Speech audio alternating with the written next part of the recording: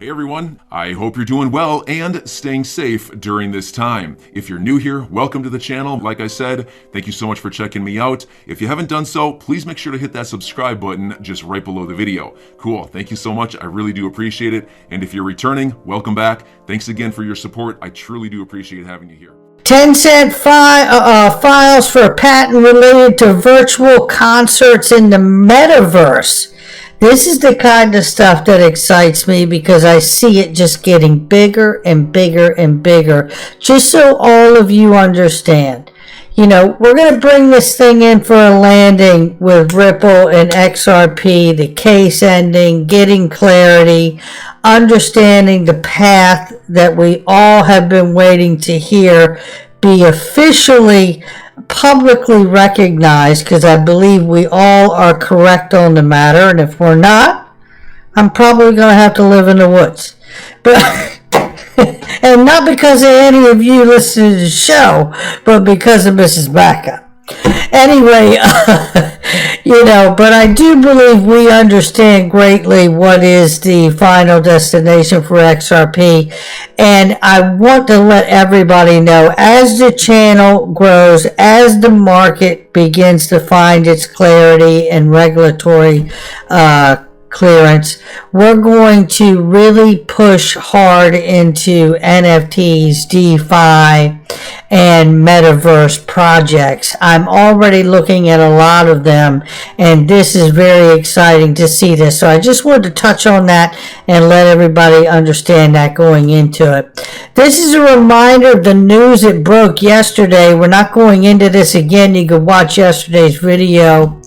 It appears that, and it doesn't appear, it is a fact, the majority shareholders from Consensus working for Joseph Lubin are now demanding that a public audit be done under Swiss laws. They cite some irregularities in his behavior and business actions, and it is getting to be a situation over there, and that's outside of what's going on with what we have talked about and uncovered and talked about on the channel about ETHgate. This is a separate issue altogether, so we will keep you attuned to what is going on there. Right here we see in Mexico, the Central Bank of Mexico is ready. The Bank of Mexico plans to launch its central bank digital currency. Mexico's private banking is willing to support the issuer in this project. However, it must first convince the 85% of Mexicans who still use cash. So there is a bit of a climb there, it seems, right? But I tell you, they're going to do it, because I tell you, just like being able to, I remember when pagers came in. Why would I want a pager? And the moment that somebody could make it convenient for you, that they could call you before you left so you could pick something up and bring it home, and then the cell phone was the same way. As soon as you can bring that practicality and simplify someone's life like that, the moment it happens, it will be something you don't have to convince them of anymore. They'll want it. And having your money on your phone and being able to spend it anywhere is a great way to really bring everybody to the other side. Looking right here, hot off the press, Google goes blockchain. Yeah, say that once fast or 5 times. Right here we see Google goes blockchain here. It says President of Google division will focus on blockchain and other next generation distributed computing and data storage technologies, according to an email obtained by Bloomberg. Now listen, we know Google is a seed investor in Ripple. Just thought you should know. R3, Hong Kong Cyberport to push CBDC technology. Here's what I found interesting in this little article here. Blockchain company R3, really quickly, which we know is tied together with the use and settlement of the digital asset XRP through the Quarter platform and the Quarter settler, which has access to digital assets for settlement. It says here, company R3 has launched an office in Hong Kong to develop technologies related to China's central bank digital currency, the digital yuan, the firm said. The collaboration with Cyberport, Hong Kong's tech hub, will enable R3 to offer Quarter, which obviously has access to the Quarter platform and Quarter settler for settlement of digital assets. Its distributed ledger platform, it says here, a conclave, its confidential computing platforms to Hong Kong's fintech startups. New York-based R3 said it would support the creation of software applications based on digital trust technology. Cyberport and R3 will launch a series of blockchain training programs for technical developers later this year to help with the process. So there you see that. Things are moving, ladies and gentlemen. It says here on Capitol Hill, and just a second, we'll head right up the street, but Capitol Hill, Ron Hammond says, has been and will be a hyper-focus on the idea of Russians will turn to crypto to evade sanctions, no matter how much clarity we've gotten from Brad Garlinghouse and Ashish Burla and others. Even as data supporting this narrative suggests the opposite, glad to have experts like Chainalysis and the other gentleman here on the Hill to help educate others. Now, let's head up the street to Gary Gensler's neck of the woods at the SEC. Gary Gensler is reportedly moving to investigate whether NFT developers and marketplaces are breaching securities rules, numerous news outlets disclosed on Thursday. And I don't mind telling you, this is why I get people that ask me every day, multiple companies and people, hey, can you promote my new coin? Can you promote my new token project? Nope. The answer has always been no. And I mean, they have offered ungodly amounts of money, and I won't do it.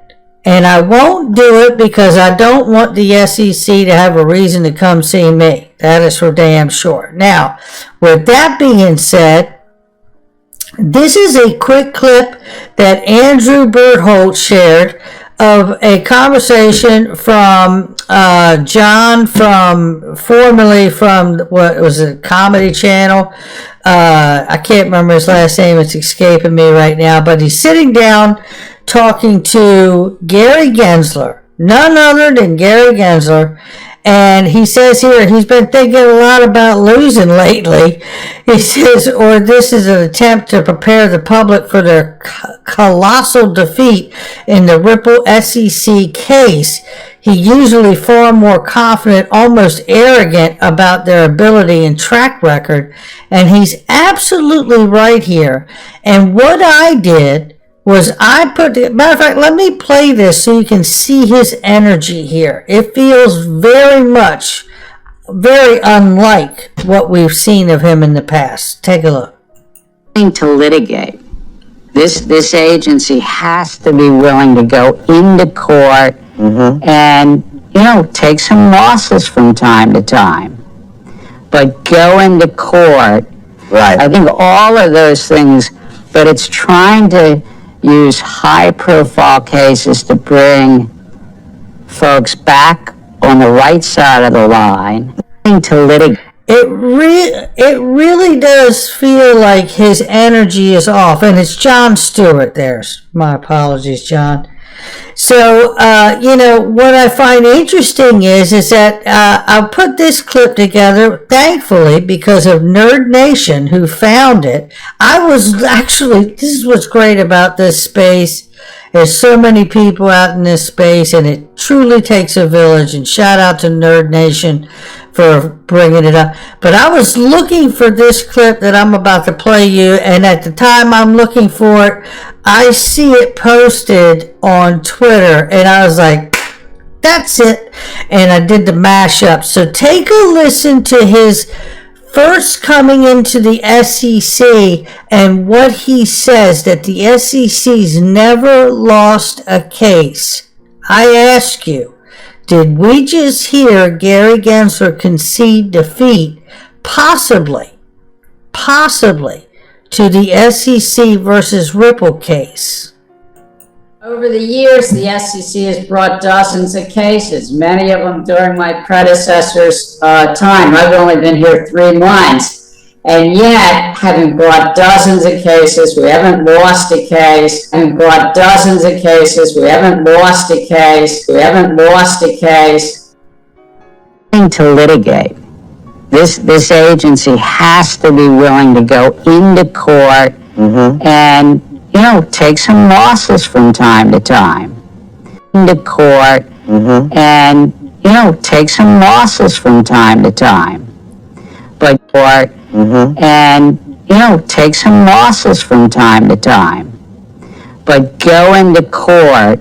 Right. I think all of those things, but it's trying to use high-profile cases to bring folks back on the right side of the line.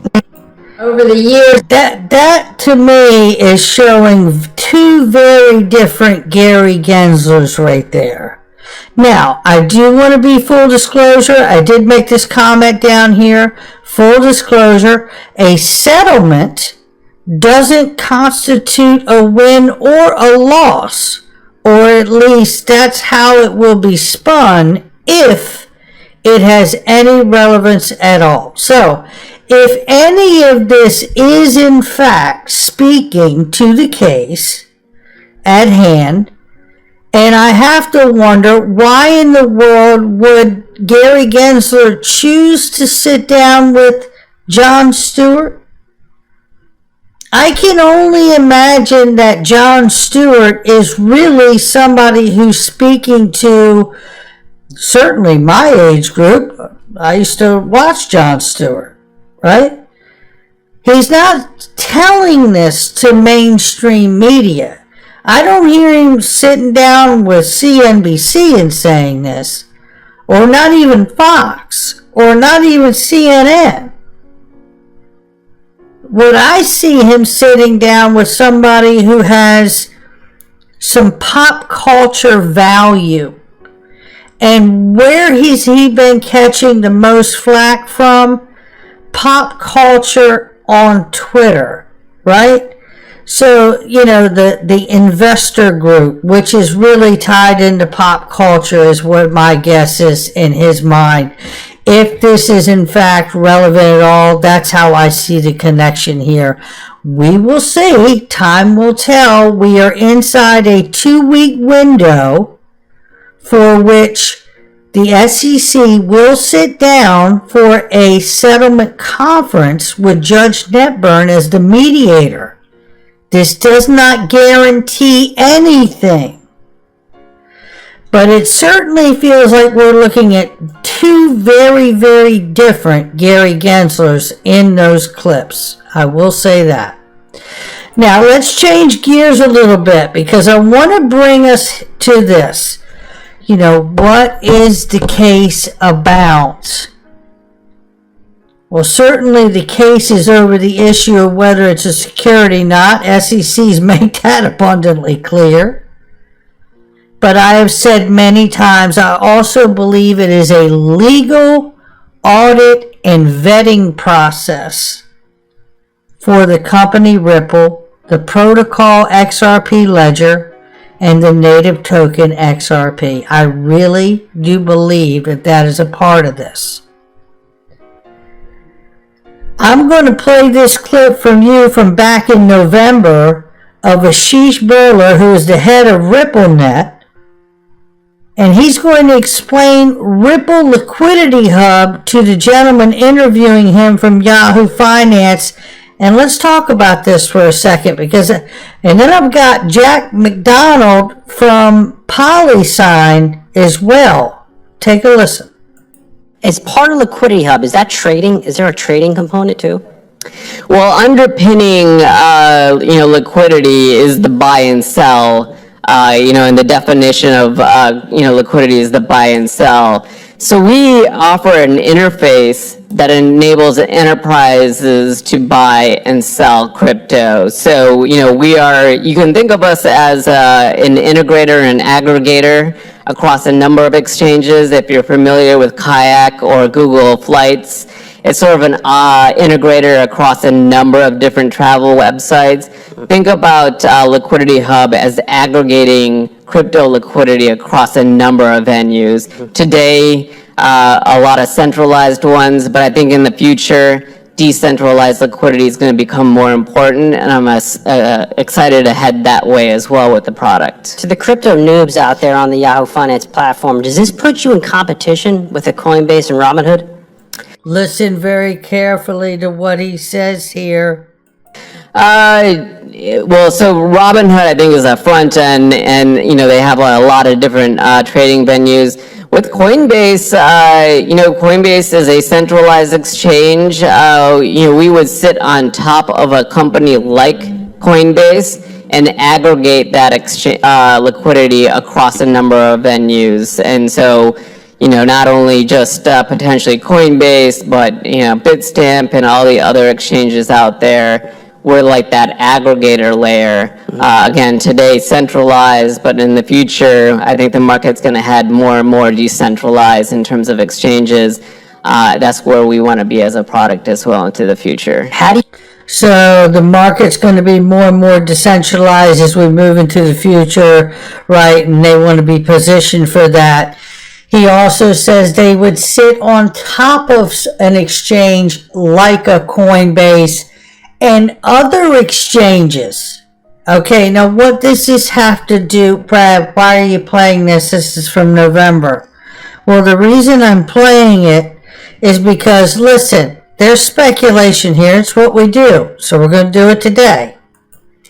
I asked you here, did we hear Gary Gensler concede defeat? And could it possibly have been related to the SEC versus Ripple case? Does that mean settlement, which is not a win or a loss, possibly, right? But we don't know.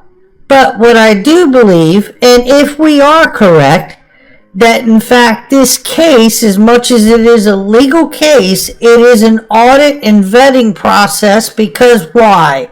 Because the XRP ledger is a protocol.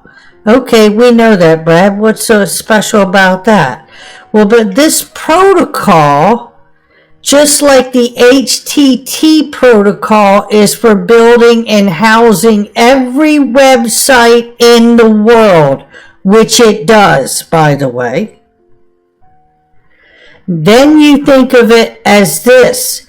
The XRP Ledger Protocol is a decentralized exchange for all the world and all the money.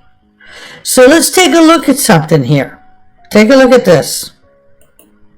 I put together a little diagram here because you guys know, if you've been with me for any length of time, I believe RippleNet will become a part of SWIFT. I've said it from day one. I think the conflict we're seeing in Russia and Ukraine proves a vital need for that to happen sooner rather than later, in fact.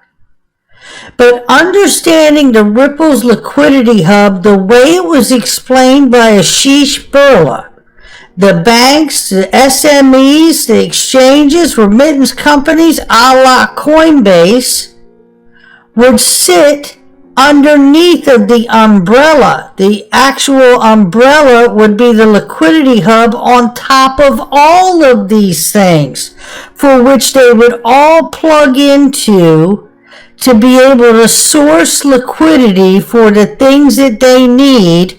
And because you're using Ripple as this back layer, this liquidity hub behind everything that plugs into it, you can now easily find the liquidity you need from many different places that Coinbase couldn't find it alone. Or the SME, the small medium enterprises, could not source and find it for themselves alone. Or the banks even, or remittance companies, and so on and so on and so on as it goes. The idea is that we understand that the XRP ledger protocol is a decentralized ledger for the world. So that's why the Ripple Liquidity Hub would actually sit on top of these things or behind them. And then these entities like Coinbase and others plug into them to source liquidity. This would give us the most accurate prices. This would guarantee that if you are on a separate financial system like Russia currently has now, with 399 customers and partners on it. I'm your guy. I will keep you posted. I'm your advocate. I'll be back on a daily basis, usually multiple times per day, with these videos to keep you updated with everything going on. So, I hope you enjoyed the video. If you haven't done so, make sure to hit that subscribe button. Feel free to share any of my videos with your friends, family, social media, or anybody who may care to listen. Thanks so much for your continued support. I'm always here for you. I want to help you through this time. So thank you so much for continuing to choose me. Enjoy your day, stay safe, and I'll catch you again probably in a couple hours. Thanks, everybody. See you later.